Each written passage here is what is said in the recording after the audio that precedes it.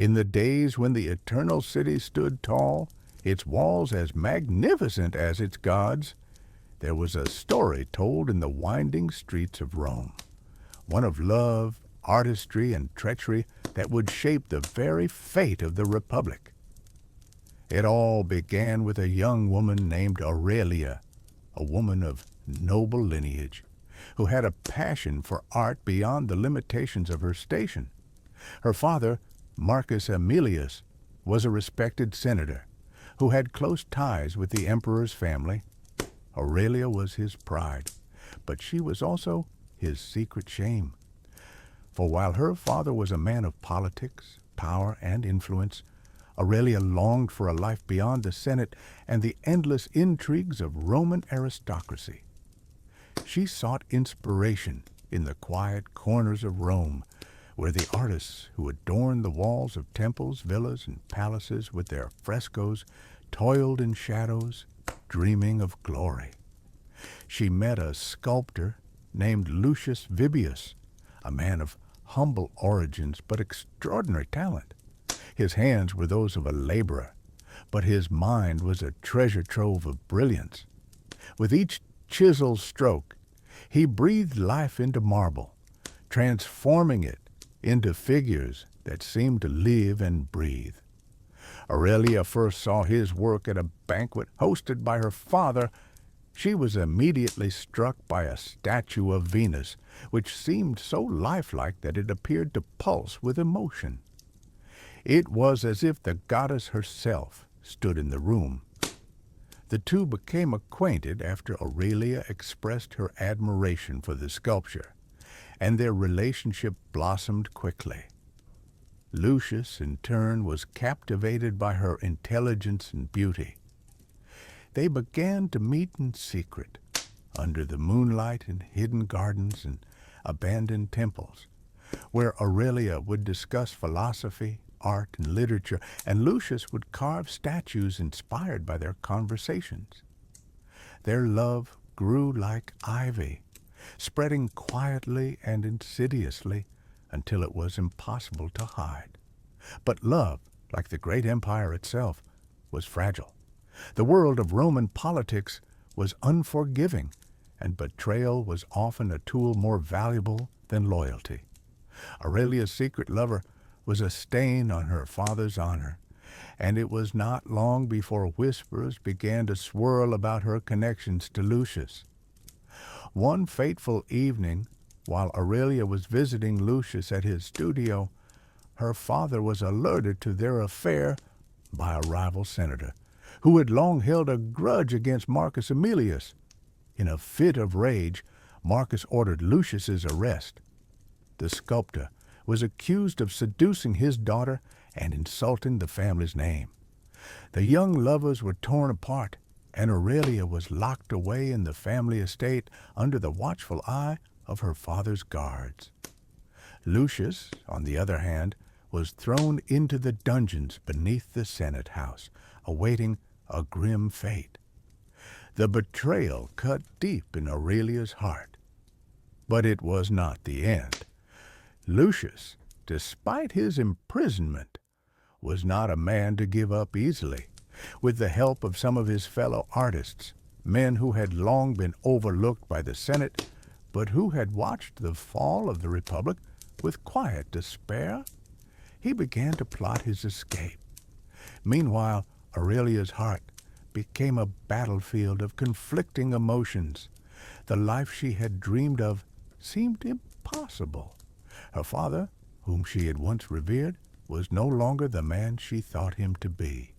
His thirst for power and his desire to control her had blinded him to the beauty of her heart. Yet her love for Lucius remained unshaken, and she began to question whether loyalty to her father was worth the sacrifice of her happiness. As Lucius escaped the dungeons with the help of his allies, Aurelia made a choice that would define her future. She fled the family estate, leaving behind the riches, the status, and the power her father had offered her. She sought refuge with Lucius and the artists who had supported him, joining their cause to change the world through art, free from the constraints of Roman society. In the years that followed, Aurelia and Lucius became symbols of defiance against the corrupt elite. Their love was immortalized in the statues that adorned the gardens of the free thinkers' enclave, their passion and rebellion carved in marble for all to see. The story of their love, though born in betrayal, grew into a legend that would echo throughout the ages. But betrayal was never far behind. The power of Rome was always ready to strike at those who threatened its dominance. As Aurelia and Lucius became leaders in a growing movement of artists and philosophers, a final betrayal loomed, this time from within their own ranks. It was a former ally, a man who had once carved statues alongside Lucius, who would sell them out to the Senate for promises of wealth and influence. The betrayal that came from within their own ranks struck like a dagger, sharp and unforgiving. The sculptor, who had once shared the same dreams as Lucius, a man named Gaius Antonius, had always been a quiet figure in their circle. He was not as talented as Lucius, nor as passionate about their cause, but he had long admired the fame that art and revolution could bring. For years, Gaius had watched Lucius and Aurelia's rise with envy. What they shared, love, freedom, purpose, was something he felt he could never attain.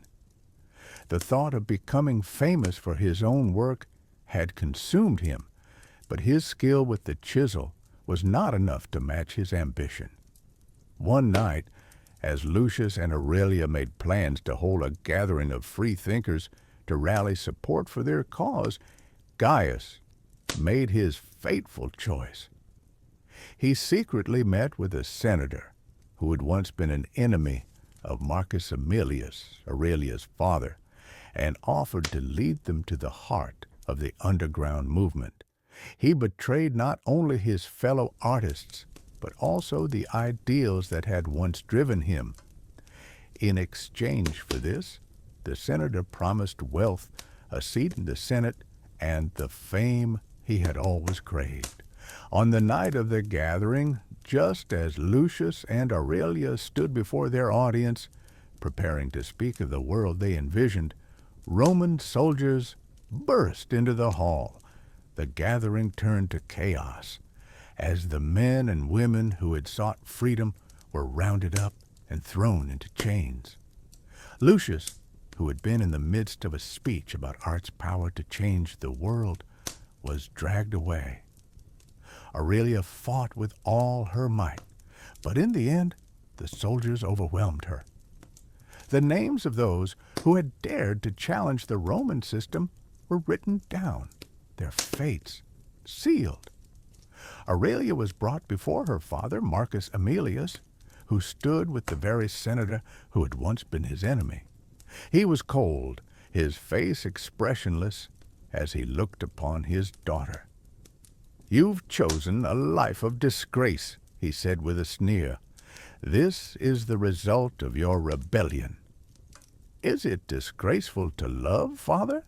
Aurelia shot back, her voice trembling but defiant. "Is it disgraceful to follow a man who understands the beauty of life instead of the rot of power?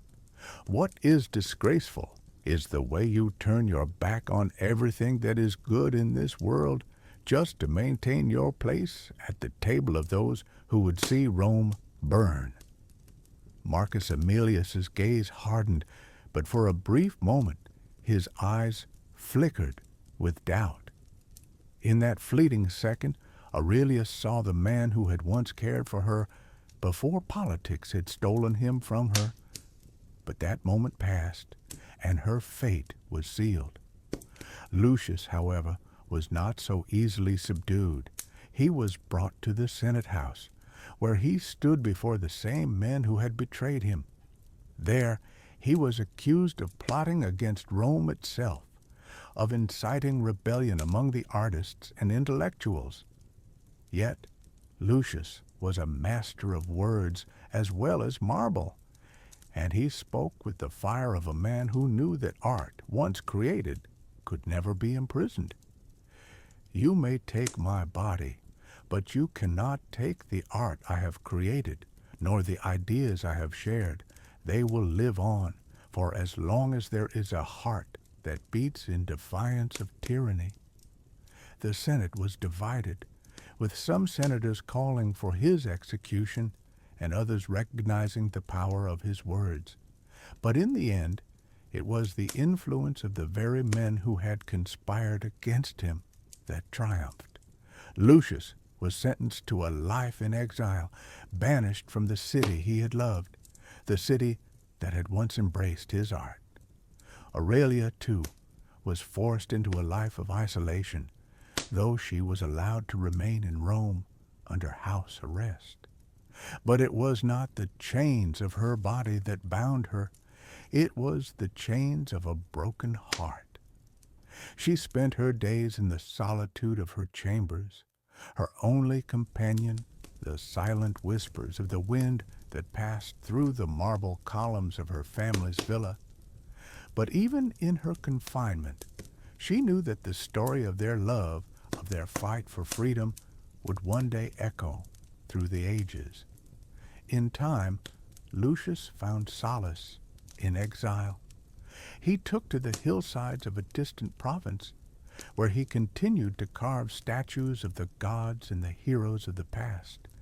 His works, though far from Rome, began to circulate among the artists and thinkers of the empire.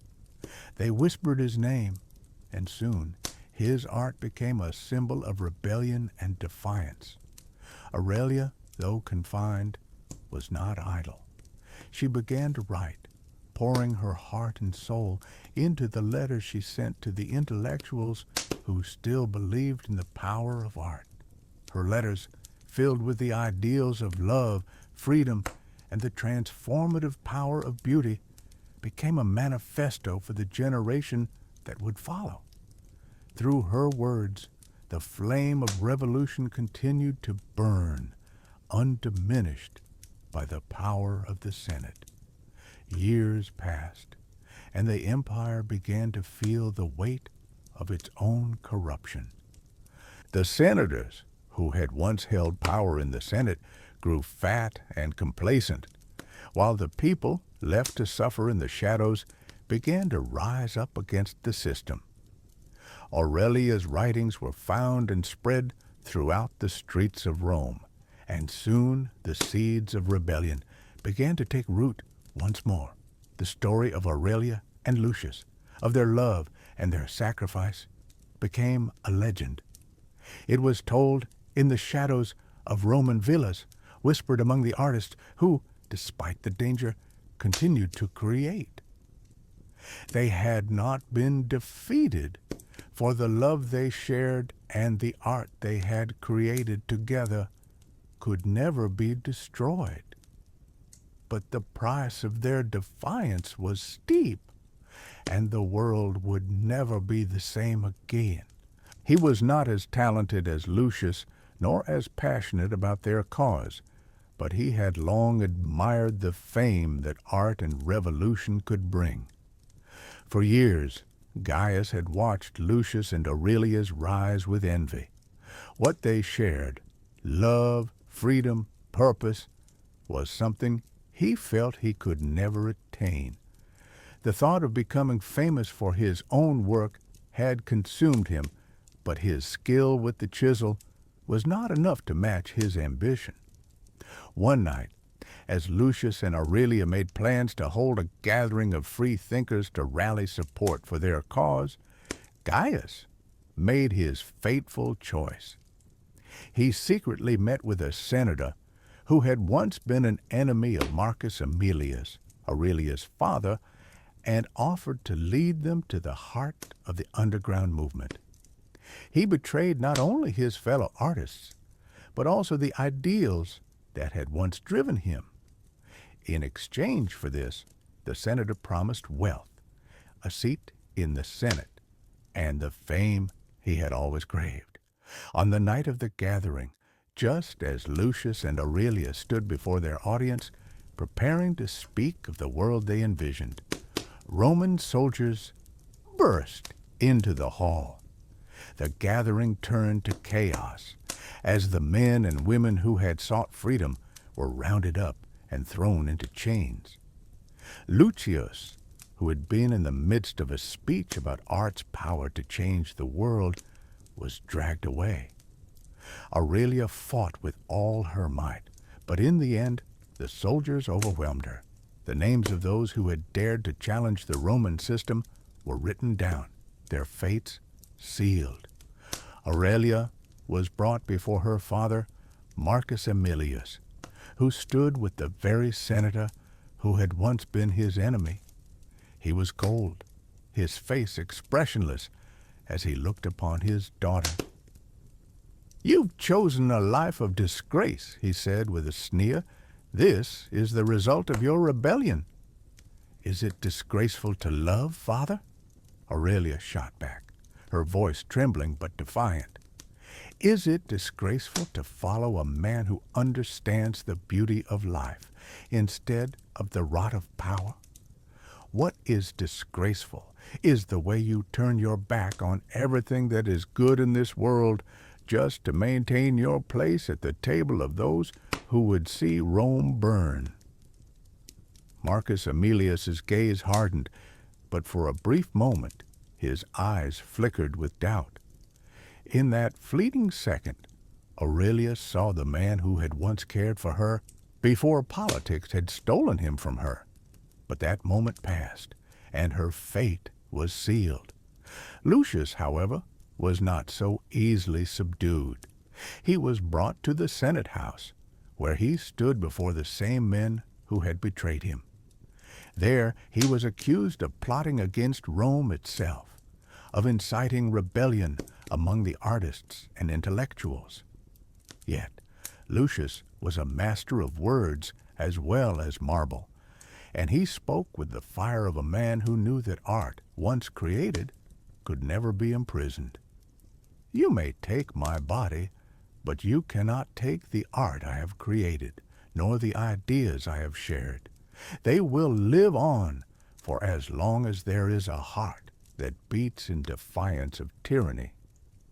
The Senate was divided, with some senators calling for his execution and others recognizing the power of his words.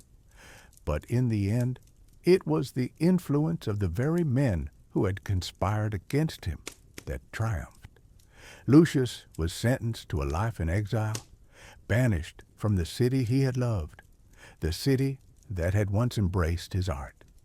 Aurelia, too, was forced into a life of isolation, though she was allowed to remain in Rome under house arrest.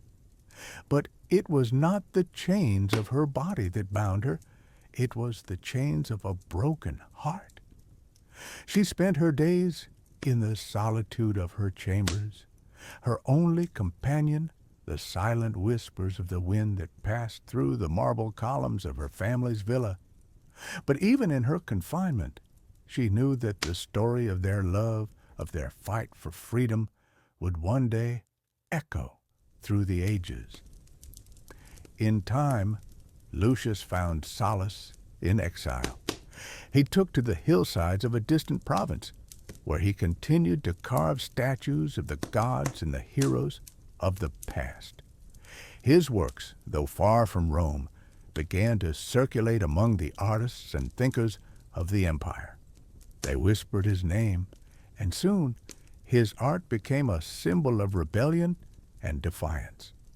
Aurelia, though confined, was not idle. She began to write, pouring her heart and soul into the letters she sent to the intellectuals who still believed in the power of art. Her letters, filled with the ideals of love, freedom, and the transformative power of beauty, became a manifesto for the generation that would follow. Through her words, the flame of revolution continued to burn, undiminished by the power of the Senate. Years passed, and the empire began to feel the weight of its own corruption. The senators who had once held power in the Senate grew fat and complacent, while the people, left to suffer in the shadows, began to rise up against the system. Aurelia's writings were found and spread throughout the streets of Rome, and soon the seeds of rebellion began to take root once more. As the years passed, Rome began to shift. The once unshakable structure of power was slowly crumbling beneath the weight of its own decadence, greed, and the slow-burning rebellion of its people. Though Lucius and Aurelia were far from the city's center, their influence continued to spread like a fire, taking root in the hearts of those who sought more than the hollow promises of Roman leadership. In the distant province where Lucius had settled, he worked tirelessly on his sculptures, his hands constantly moving over marble and stone.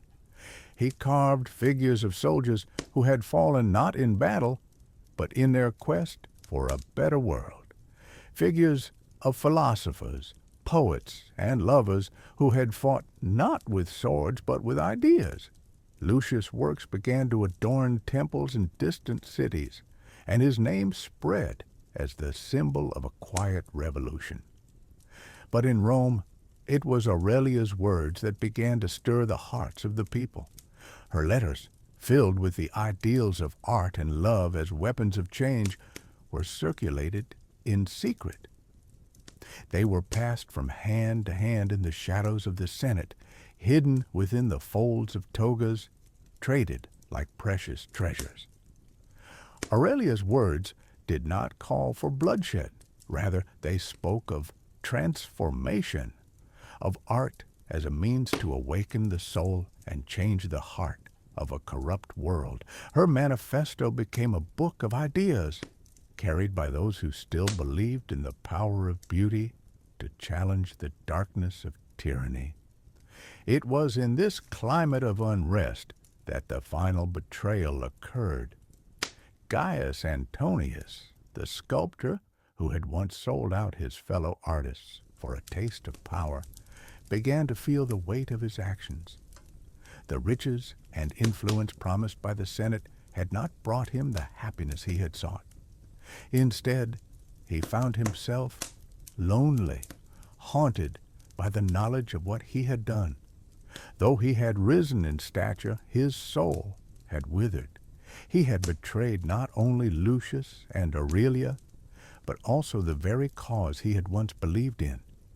One night, while standing in front of a statue of Venus that he had carved himself, a pale imitation of Lucius's work, he began to question his choices. He was alone, as he had always been, and the emptiness of his ambition began to suffocate him. In that moment, the full weight of his betrayal crashed down upon him. He could never undo the damage he had done, but perhaps he thought he could make it right. Gaius knew that the people of Rome would one day rise, and he could no longer be an enemy to that change. Gaius left the city and traveled to the province where Lucius had taken refuge. There he found the exiled sculptor working on a new piece, a statue of a philosopher whose gaze was turned towards the heavens, as though contemplating the stars. When Lucius saw Gaius approach, his heart tightened, remembering the betrayal that had shattered their world. But Gaius, with his head bowed and a tear in his eye, asked for forgiveness. "I have been a fool," he confessed, his voice trembling. "I sought power, and in doing so, I lost my soul. I have betrayed you both, Aurelia, you, and the very cause we fought for." Lucius, ever the philosopher, said nothing at first. He simply regarded the broken man before him. It was not easy to forgive, but Lucius knew that even in betrayal, there was room for redemption. "The road to redemption is long, Gaius," he said softly, "but you must walk it alone. The damage you have done cannot be undone by mere words. But if you truly wish to make amends, you must fight for the very ideals you once helped to destroy. And so, Gaius found his place once more among the artists, helping Lucius carve statues that spoke not just of the past, but of the future. A future where the people of Rome could finally claim their freedom. Back in Rome, the growing unrest reached a boiling point. The Senate, now a body of aging men who clung to their power with desperate fingers, could not ignore the growing movement any longer. The city had become a powder keg, and it was only a matter of time before it would explode. Aurelia, though confined to her family's villa, continued to send her letters, urging the people to rise. She had become a symbol not just of rebellion, but of the power of art to change the world. Her father, now an old man with little power left, could not stop the tide that was rising. Though he had once been a man of influence, Marcus Aemilius was now just a relic of a dying system. The final spark came when a group of senators, fearing the inevitable uprising, decided that the only way to quell the rebellion was to capture Aurelia. They believed that if they could silence her, the movement would die. They sent a legion of soldiers to her villa, determined to bring her to the Senate to stand trial for her so-called crimes. But the people of Rome had heard her words. They had seen the works of Lucius and the rebellion that had taken root in the hearts of the artists. The Senate's plans were too late. On the night the soldiers arrived at her villa, the people of Rome rose up. The streets, once filled with the noise of the Senate's power, now rang with the cries of those who had once been silent. They came from every corner of the city, laborers, artists, scholars, and philosophers, all united under the banner of freedom. The soldiers found no easy prey in Aurelia. She had become a leader not by birth, but by conviction. She was no longer just the daughter of a senator. She was the voice of a new Rome, one that would be built not on power and corruption, but on love, art, and the pursuit of truth. Aurelia, with Lucius at her side, stood before the Senate one final time. The once mighty institution was now a shell of its former self. The senators who had ordered her capture were no longer in control. The people had spoken, and they had chosen a different path. "I stand here not as your prisoner," Aurelia declared, her voice steady and strong, "but as the embodiment of what Rome could be, a city of artists, philosophers, and lovers where the pursuit of truth and beauty is more powerful than any sword." With that, the Senate crumbled, the old order fell, and a new Rome rose from the ashes of its corruption. Lucius and Aurelia, their love and ideals enduring despite the betrayals they had faced, became the symbols of this new age, an age where art was not just a reflection of life, but the very tool used to shape it. And so the heart of Rome beat on, not in the halls of power, but in the hands of the artists, the philosophers, and the rebels who had dared to dream. With the fall of the Senate, the landscape of Rome began to change in ways that no one could have anticipated. The great city, which had once been the seat of imperial power and political intrigue, now became a place of artistic revolution and philosophical awakening. Lucius and Aurelia, having weathered so many trials, stood at the heart of this transformation. Their love, which had begun in the shadows of Roman society, now shone brightly as a beacon for all who sought to challenge the old order. In the days that followed the Senate's collapse, the streets of Rome grew quiet. The former rulers of the empire were gone, and the people, having tasted the sweetness of freedom, now faced the task of rebuilding a city that had once been the greatest in the known world.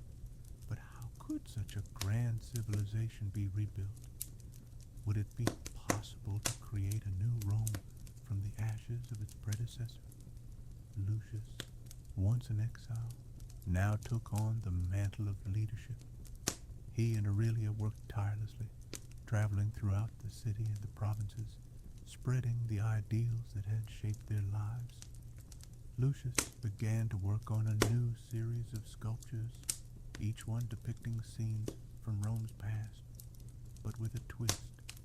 Instead of depicting battles and bloodshed, his art celebrated those who had sought to bring peace, understanding, and beauty to the world.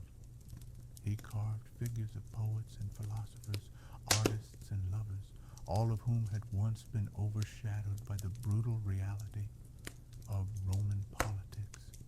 Aurelia, too, played a crucial role in shaping the future of Rome. Her writings, once smuggled through the shadows, now reached every corner of the city. She wrote of the importance of art, not just as decoration or entertainment, but as a transformative force capable of reshaping society. She argued that the true strength of Rome lay not in its armies or its politicians, but in its culture, the music, the literature, the visual arts that defined its spirit. She spoke of a Rome where creativity, rather than conquest, would define the course of history. As the months passed, a new order began to take shape. The people of Rome, inspired by Aurelia's words and Lucius's art, started to organize. Artists, philosophers, and scholars formed councils to oversee the reconstruction of the city, but this time the focus was not on grandeur or wealth. Instead, the goal was to create a society based on intellectual growth, mutual respect, and artistic expression. But the road to rebuilding Rome was not without its challenges. The old guard, those who had profited from the corruption of the Senate, did not go quietly into the night. They began to plot in secret, hoping to reclaim the power they had lost. They knew that as long as Lucius and Aurelia remained at the forefront of this new movement, their dreams of power would be nothing more than fantasies. Among these conspirators was Gaius Antonius, the sculptor who had once betrayed Lucius and Aurelia. Although he had attempted to redeem himself, his past actions weighed heavily on his soul. Gaius had come to see the world in a different light, but his desire for recognition and glory still gnawed at him. He thought that perhaps, if he could somehow gain the trust of Lucius and Aurelia, he might regain his lost place in history. But this desire, mixed with a deep-seated fear of being forgotten, began to corrupt his thoughts once more. Gaius believed that by aligning himself with the remnants of the Senate's power, he could create a new version of Rome, one where artists like him would be revered and the old hierarchy would be restored. But the price of this new Rome would be steep. It would mean betraying the very ideals that Aurelia and Lucius had fought for. One evening, in the quiet of his studio, Gaius met with a small group of former senators and wealthy elites. They gathered in secret, away from the eyes of the artists and rebels who had helped to shape the new Rome. "We cannot allow this new world to take hold," one senator said, his voice filled with bitterness. "Art may have its place, but it cannot rule the city. The people need order, structure, and power. They need leaders who know how to control the masses." Gaius, though conflicted, nodded. "I understand.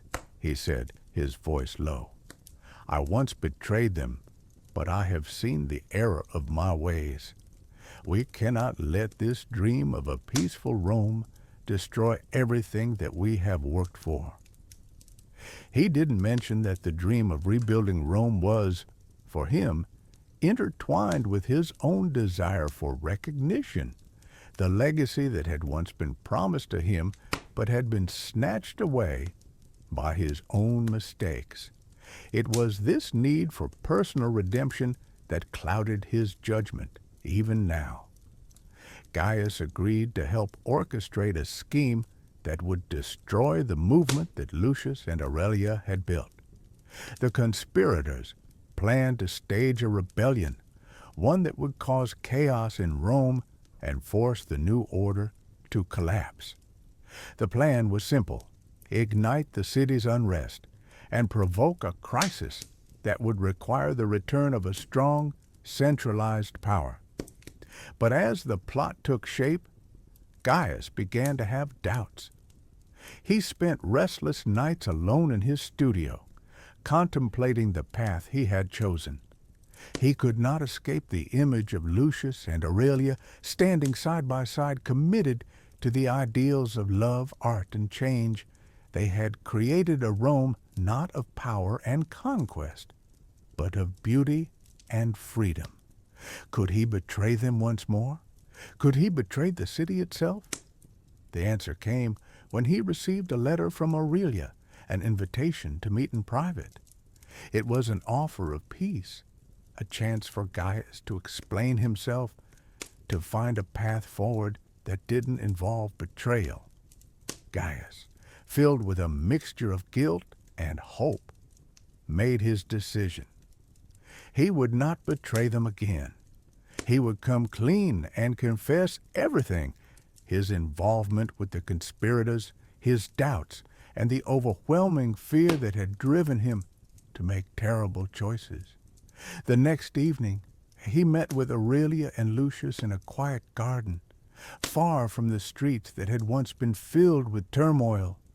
The air was calm, and the moonlight reflected off the marble statues Lucius had carved. Gaius stood before them, his heart heavy with the weight of his confession. I have come to ask for forgiveness, he said, his voice faltering. I was weak. I sought glory and power, and I betrayed you both. But I see now that my path is not with them. My path must be with you, with the Rome we have built together. Lucius, ever patient, looked at him with quiet intensity. Aurelia's gaze was softer, as though she could see the conflict within him. There was a long silence as they considered his words. Finally, Lucius spoke. Redemption is not given lightly, Gaius, he said. It must be earned. But if you truly wish to make amends, then show us that you are ready to fight for the Rome we envision. Fight for the people, not for your own ambition. Aurelia added, the journey ahead will not be easy, and the forces of power will try to tear us down. But if you are willing to stand with us, we will welcome you, for the cause of love and art is never lost. Gaius, overwhelmed by their words, nodded. He had made the hardest decision of his life, but it was the right one. With their forgiveness, he knew that he could begin anew, not as a man seeking glory, but as a man seeking redemption.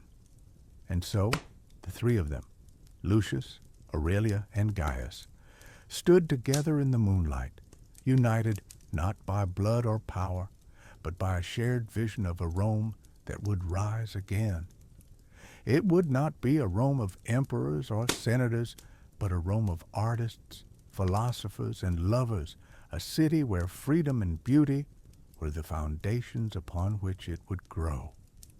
In time, the city would heal, and the world would come to know that the true strength of Rome lay not in its legions, but in the hearts of those who dared to love and create. The plot was simple yet deadly. discredit Lucius and Aurelia, divide the growing movement, and turn the people against their leaders.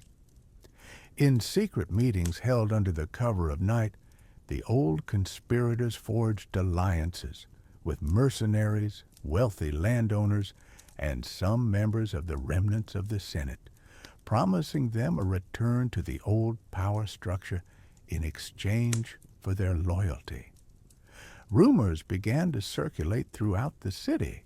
Some claimed that Lucius and Aurelia were not true revolutionaries at all, but instead agents of a foreign power, greedy foreigners, perhaps from the distant lands of the East, seeking to control the minds and hearts of the Roman people. Others whispered that their dream of a new Rome was impractical, a fantasy that would lead to ruin. The conspiracy's machinations were subtle at first. They spread these rumors through the streets, through taverns and marketplaces, quietly poisoning the minds of the people. They targeted the artists and intellectuals who had rallied to Lucius and Aurelia's cause, labeling them traitors to Rome, corrupting the very spirit of the empire with their foreign ideas and decadent art. For every statue of a philosopher or poet that was erected, a counter-narrative was created, one that painted Lucius as a man bent on undermining Roman tradition, and Aurelia as a woman who sought to destroy the very foundations of the empire. As the rumors grew louder, cracks began to appear within the movement.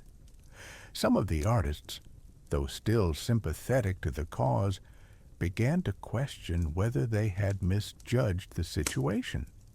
They had no allegiance to foreign powers, but they could not ignore the growing unrest. Fearful for their own safety, some artists quietly withdrew, choosing to return to their private studios rather than continue to challenge the establishment. The most painful blow came when Gaius Antonius, once the greatest ally to Lucius and Aurelia, began to waver. He had spent years working to redeem himself, and yet he too began to hear the whispers.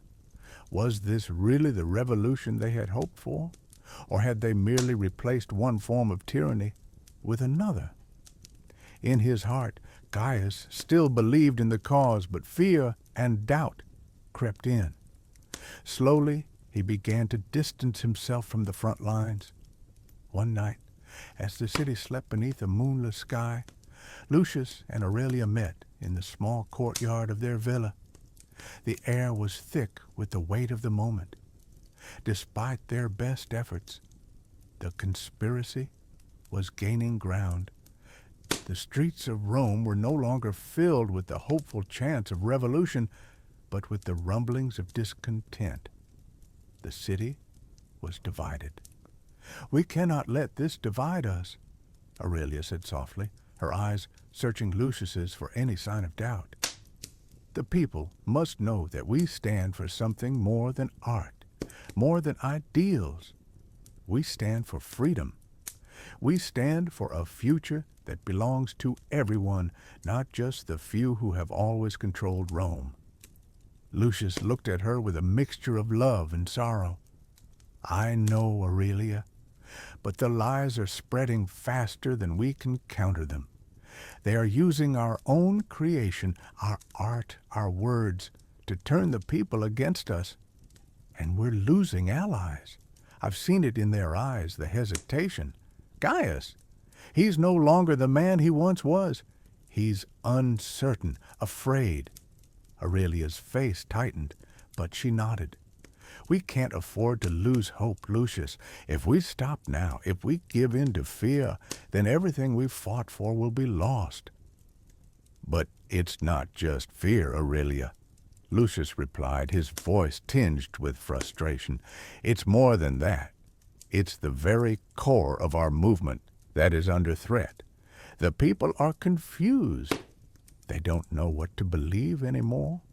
They trusted us, but now they're being told that we are the enemy of their future.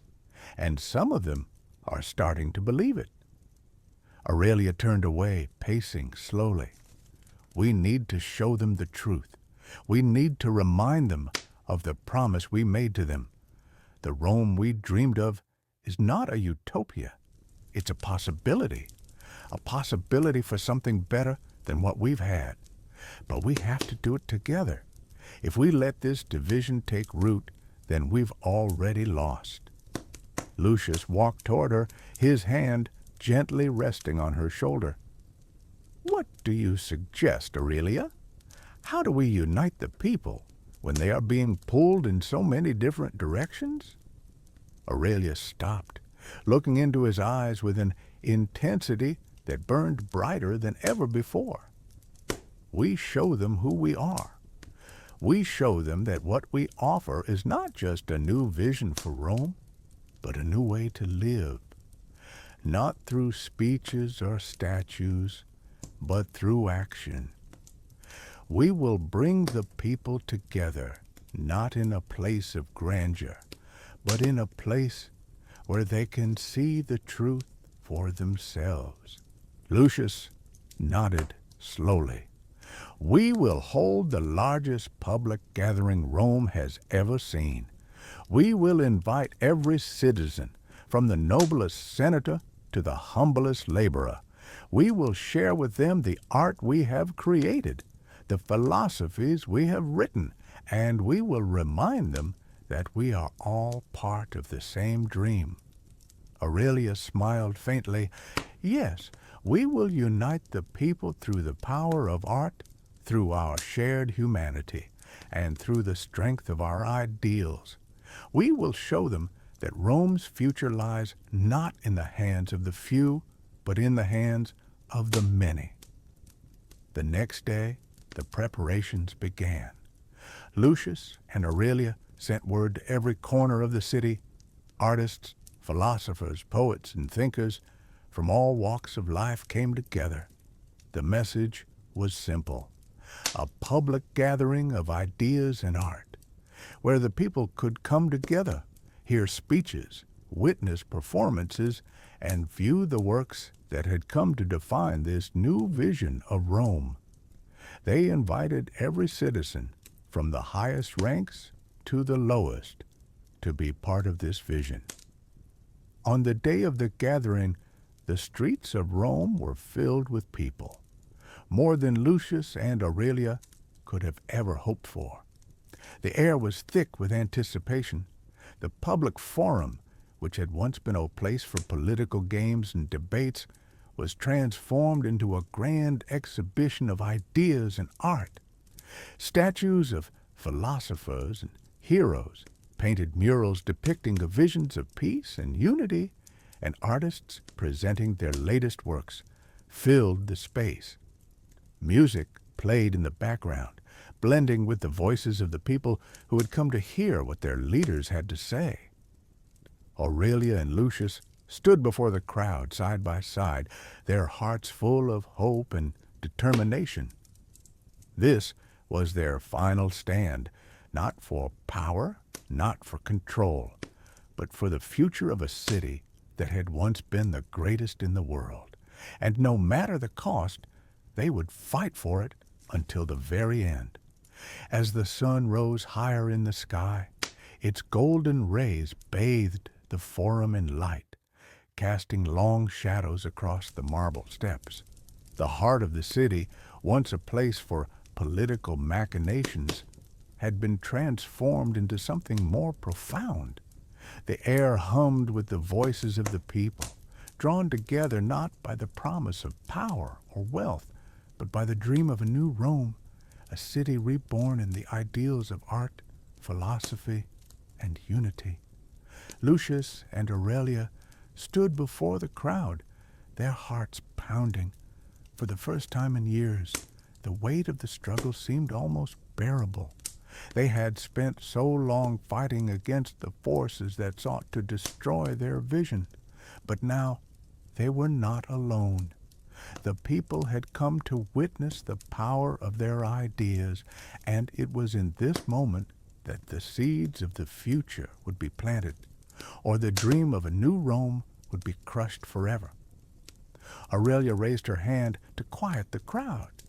The murmurs of anticipation died down at the square, fell into a hushed silence, as if even the very stones of the forum understood the importance of what was about to unfold. She stepped forward, her voice carrying across the crowd, strong and clear. We stand here today not as rulers, not as masters of a new world, but as citizens like all of you. We are not the only ones who have a vision of what Rome could be. Every person here has a vision, a dream of a city where art and beauty are not the privilege of the few, but the birthright of all. The crowd was still hanging on her every word. Lucius stood beside her, his eyes scanning the sea of faces before him, each one reflecting a different life, a different story, but united in this single moment. The Rome we offer is not a Rome of emperors and senators, not one of conquest and power, Aurelia continued, her gaze steady. It is a Rome where every voice is heard, every heart is valued, and every soul is free. It is a Rome where art, whether in the form of words, stone, music, or paint, is not a tool of the elite, but a way for all of us to connect to something greater than ourselves. Lucius stepped forward then, his voice adding strength to her words. For too long, the soul of Rome has been hidden beneath the weight of greed, corruption, and war. But Rome's true greatness lies in its people, in their creativity, in their ability to create something beautiful, something true, even in the darkest times. The crowd stirred, a murmur of agreement rippling through the masses. Lucius continued, We do not claim to have all the answers, nor do we promise a perfect world, but we offer a chance to rebuild Rome, not in the image of those who have come before us, but in a way that reflects the best of what we can be. A place where art and thought are the tools with which we shape our future. Slowly at first, but then with growing intensity, the people of Rome raised their voices in unison, calling for the future they had dreamed of, a Rome where art, not power, ruled. Libertas, they cried, their voices reverberating through the streets. Artis potentia, the artists shouted, raising their brushes and chisels as their weapons. Tiberius and his men halted, bewildered by the sudden turn of events. They had come expecting a battle of blood and steel, but instead they were met with the strength of ideas. They were not prepared for this kind of resistance. Aurelia, standing at the forefront of the crowd, took a deep breath. Let them see, she whispered to Lucius. Let them see that we cannot be defeated by force alone. As Tiberius looked upon the throngs of people before him, he hesitated. His soldiers, trained for war, were confused. This was not a battlefield. It was a scene of defiance and unity, a reminder of the very thing they had sought to destroy. And in that moment, Tiberius realized that it was not just the city that had changed. It was the people themselves. Tiberius Decimus lowered his sword, his face dark with frustration. The battle had been won, not with violence, but with art. And for the first time in his life, he understood that this city, this new Rome, was something far more powerful than any army could ever be. The standoff in the heart of Rome seemed suspended in time as the sun cast its golden rays over the scene before them. Lucius and Aurelia stood resolute, surrounded by their supporters, while the soldiers of Tiberius Decimus paused, uncertain and wary. The tension was palpable. A battle had been expected, yet what they saw was not an army ready to fight with steel, but a sea of people, armed with only their voices, their art, and their unwavering belief in the new Rome they had dreamed of. Tiberius stood at the head of his forces, his heavy armor glinting in the sunlight, his sword still held in a tight grip. He looked at the crowd, his jaw clenched. For a moment, there was silence, an eerie calm that seemed to engulf the entire city. The people waited, their breath collectively held, watching the man who could decide the fate of Rome with a single command. Tiberius's mind raced. The pride he had once carried as a general of the Roman Empire, the strength of his soldiers, all seemed impotent in this moment. He had come to destroy what Lucius and Aurelia had built, but he had not expected this kind of resistance. The weapons of Rome, its legions, its military might, were meant to crush opposition, but here the enemy was something he could not grasp, something intangible yet powerful, the ideals of freedom, equality, and creativity. Aurelia stepped forward, her voice cutting through the silence. "Tiberius," she called out, her tone not one of anger, but of clarity. "You came here to destroy us, to silence the voices of those who dream of a different Rome. But what you don't understand is that our power does not come from weapons. It does not come from force.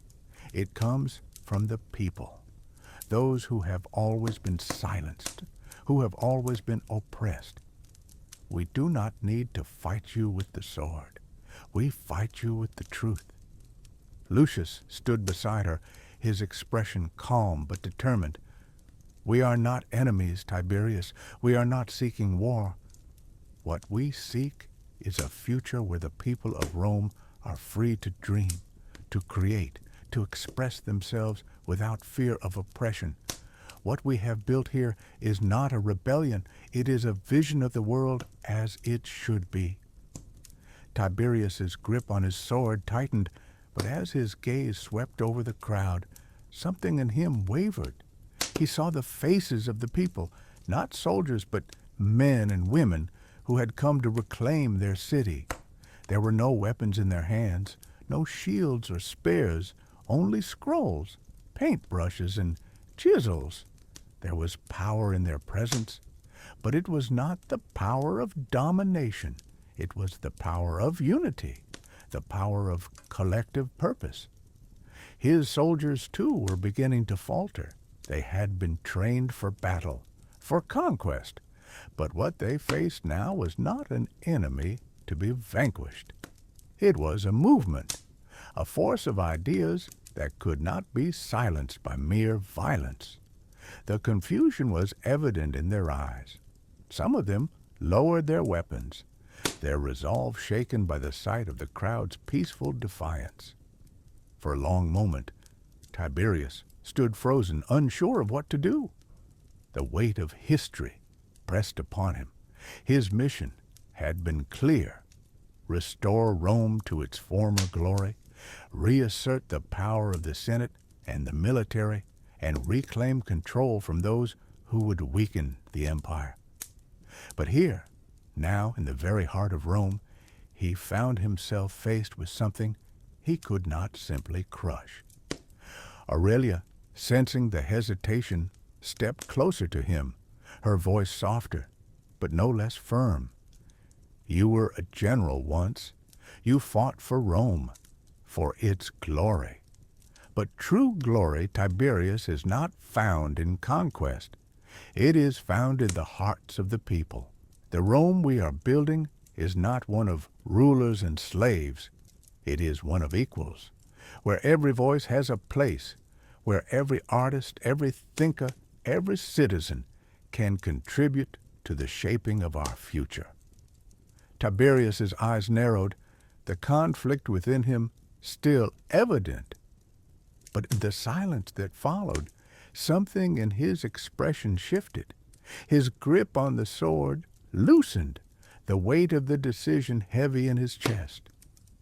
Slowly, he lowered the weapon, the glint of steel fading as he looked around at the people of Rome who had gathered. "I see it," he said, his voice low, almost to himself. "But can you promise me that this Rome will not fall into chaos? Can you promise me that the very foundations of the empire will not be shattered in the name of this ideal?" Lucius stepped forward, meeting Tiberius's gaze. "We don't promise perfection, Tiberius. What we promise is a chance for Rome to heal, to grow, to transform into something better. It will not be easy. There will be struggles, yes. But in the end, we will create a Rome that is not defined by its power over others, but by its capacity for compassion, creativity, and justice." Aurelia looked around at the faces of the people, the artists, the workers, the thinkers, all those who had come to stand together. "This is not about power, Tiberius. It's about freedom. The freedom to express, to create, to live without fear. We do not want to rule Rome. We want to give it back to the people." For the first time, Tiberius seemed to truly listen, as if the weight of his own past had begun to lift, if only slightly. The soldiers behind him, once so confident, now stood uncertain, looking to their commander for guidance. Tiberius exhaled slowly, his shoulders sagging under the pressure of his decision. With a deep breath, he turned to face his men. "Lower your weapons," he commanded, his voice steady, but filled with an unmistakable weariness. The soldiers, unsure but obedient, slowly lowered their swords. The tension in the square began to ease. The crowd, too, exhaled a collective sigh of relief. The fear that had gripped the city for so long began to dissipate. This moment, this fragile, fleeting moment, was a victory, not of weapons or power, but of ideas, of belief in a better future. Aurelia stepped forward once again, her eyes never leaving Tiberius. "This is the Rome we will build together. It will not be perfect, but it will be ours. Our Rome, one built not on war, but on the creativity and strength of the people. This is our future, Tiberius. Will you stand with us?" Tiberius's gaze softened. For a moment, it seemed as though he might speak, but instead he simply nodded. "I will," he said, his voice quiet but resolute. And so, in that moment, the fate of Rome was sealed. The forces of the past had been pushed back, not with violence, but with the power of art, of unity, of a shared vision for a better future. Lucius, Aurelia, and the people of Rome had proven that even in the face of overwhelming opposition, the heart of Rome could not be silenced. The old empire was gone, but a new Rome, one of artists, thinkers, and free men and women, was just beginning to rise. The city would never be the same. It was a city born from struggle, from creativity, and from the unwavering belief that the greatest power of all was the power of ideas. The days that followed Gaius's confession marked a new chapter in the rebuilding of Rome, one that would be written not in the scrolls of power, but in the hearts of those who believed in the potential of love and art to shape the future. With the forgiveness of Lucius and Aurelia, Gaius began his arduous path toward redemption, working tirelessly alongside them to ensure that the ideals they held dear would be woven into the fabric of Roman life. Rome, however, was a city that had been built on a foundation of power, conquest, and ambition. The scars of its imperial past ran deep, and though the Senate had fallen, the old instincts of control, manipulation, and greed were not easily erased. The former elites, those who had once thrived on the lavishness of the Roman Empire, watched from the shadows, unsure of how to handle the new order that was taking shape before them. Their wealth and influence had been shattered, but they were far from defeated. The conspiracy that Gaius had almost joined still festered in the hearts of those who could not accept the new direction. Despite their best efforts to mask their intentions, it was only a matter of time before they would make a move to seize power once again. Lucius and Aurelia were not blind to these threats. They knew that the path they had chosen was fraught with danger, but they were committed to their cause, the establishment of a Rome founded on the ideals of beauty, freedom, and intellectual growth. To them, art was not merely decoration, but a revolutionary tool, a means of communicating truth to the masses, and an expression of the collective soul of the city. Their work, Lucius's sculptures and Aurelia's writings, continued to inspire. The galleries that had once housed the works of Rome's greatest masters began to showcase new artists, those who had long been suppressed under the weight of the empire's oppressive power. Writers and thinkers gathered in small, hidden chambers discussing philosophies that challenged the old Roman doctrines, dreaming of a world where every citizen could speak freely and without fear of retribution. But despite the beauty of this rebirth, the shadows of Rome's past loomed large. The old elites, though quiet for now, were plotting. They knew that in order to preserve their legacy, they would need to break the foundations of the new order, starting with the symbols of that order, Aurelia and Lucius. One evening, as Aurelia and Lucius stood in the courtyard of their villa, watching the moonlight reflect off the water of their fountain, they were approached by an emissary, an old acquaintance, once a trusted ally of the Senate, now a representative of the rebels who sought to restore the old ways.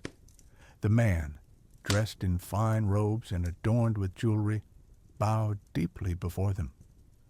"I bring a message from those who wish to see Rome return to its glory," he said, his voice smooth and calculated. "The path you have chosen, Lucius Aurelia, is noble in its own way, but it is a path that leads to nothing but ruin. The people crave stability, not philosophy. They desire power and wealth, not statues and books. Your Rome is an illusion, and it will fall unless you return to the true way of things." Aurelia's eyes narrowed, her gaze steely as she took in the man's words. "What is it you seek?" she asked, her voice calm but laced with an unspoken warning. The emissary smiled, though it did not reach his eyes. "We offer you a chance to return to the fold. Join us, and we can rebuild Rome together. You will have your art, your words, but in exchange we will rule. The old Senate will rise again, and you will take your rightful place among the great and powerful."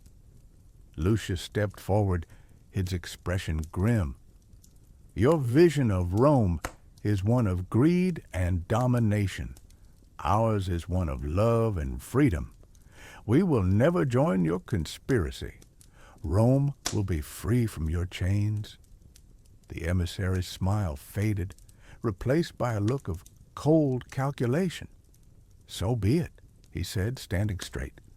"But know this, Lucius Aurelia, the old ways die hard, and if you stand in the way of those who wish to restore Rome's glory, you will be destroyed." With those words, the emissary turned and left, disappearing into the shadows. The threat was clear, but the resolve of Lucius and Aurelia was even clearer. They would not be swayed. Their Rome would not fall to the corrupt ideals of the past. But they were not naive. They knew that the rebellion would not come in the form of open battle or violence. It would come in the form of subversion. A subtle war would be waged, one where ideas were weaponized and the fabric of their society would slowly unravel from within. In the weeks that followed, rumors began to spread throughout the city. Artists and philosophers were accused of conspiring against the people, of attempting to establish a tyranny of the mind that would strip the citizens of their freedom. The work of Lucius and Aurelia, once revered, was now questioned by those who sought to gain power through fear rather than understanding. Small acts of vandalism began to occur, statues defaced, manuscripts burned, and the streets of Rome filled with whispers of dissent. But for every action taken against them, for every attempt to undermine their efforts, Lucius and Aurelia found new ways to rally the people. They began to hold public lectures, open discussions in the public forums, where the citizens could gather and debate freely. Aurelia's writings found their way into the hands of the common folk, inspiring them to think for themselves, to question the world around them. Lucius's sculptures, once confined to the elite galleries, were now displayed in public spaces where everyone could see them, touch them, and feel their power. As time went on, a new generation of Romans began to rise, young men and women who had grown up in the shadow of the old empire and had seen firsthand the devastation that power and corruption could wreak. They were drawn to the ideas of Aurelia and Lucius, to the vision of a Rome where art was not just a tool of the powerful, but a means of healing and growth. They began to form their own communities, separate from the political and social structures of the old world, where creativity and collaboration were celebrated, and where the individual's voice could be heard above the din of the powerful. The old elites, threatened by this growing movement, began to realize that they had underestimated the power of ideas. The whispers of rebellion grew louder, and the people, once passive, once complacent, began to take action. The seeds that Aurelia and Lucius had planted had taken root, and now they were blossoming into something greater than anyone could have imagined. In the heart of Rome, the battle for the soul of the city was not being fought with swords, but with words and art. The outcome, as uncertain as it was, would determine the future of an empire that had once ruled the known world and the future of a new Rome, a city born not of conquest, but of creation. As the weeks turned into months, the city of Rome found itself teetering on the edge of something both wondrous and dangerous. The growing movement, fueled by the ideals of Aurelia and Lucius, was spreading like wildfire. But in the shadows, the old elites who once thrived on the power and opulence of the Roman Empire were marshaling their forces. They had underestimated the power of arts, philosophy, and the collective strength of the people. But now they were beginning to realize the true extent of the threat posed by the artists and rebels. Lucius and Aurelia, ever vigilant, knew that the struggle was far from over. Their vision of Rome was one of unity, where beauty, freedom, and intellectual growth were the cornerstones of society.